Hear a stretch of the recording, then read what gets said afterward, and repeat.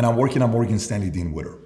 Then I go and leave to Transamerica because I want to see what I can do to be independent instead of being an employee doing sales. There for 7.5 years, I shadowed some of the best people in business. A girl named Jamie, a guy named John who was a former attorney, a man named Rich, another great guy, Jeff became a good friend of mine, another great mentor named Greg. I'm watching all of these guys for 7.5 years while I'm taking courses, while I'm reading books.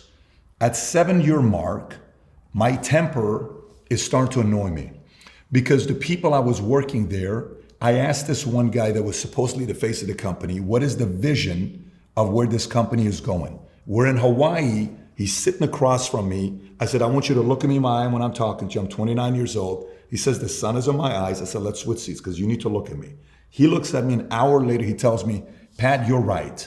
We don't have a vision for the company. Big mistake in business. I can't be there. Exactly 6 months later after that, on 9/23/2009, I started an insurance company. 90 days prior to this event, I had an event together at JW Marriott called Saving America Doing the Impossible. I'm dressed as George Washington. There's a 40-foot Mount Rushmore on the stage. There's pictures online, you can find it. My wife is dressed as Lady Liberty. I get up and I said, we're gonna save America, we're gonna do the impossible. That's what the theme of the event was. 90 days later, I start the company.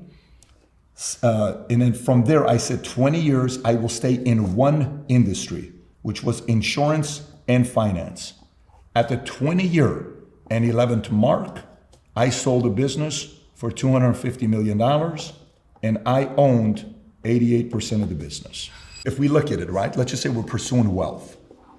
I can be an entrepreneur, which this is the one you want on your Twitter profile.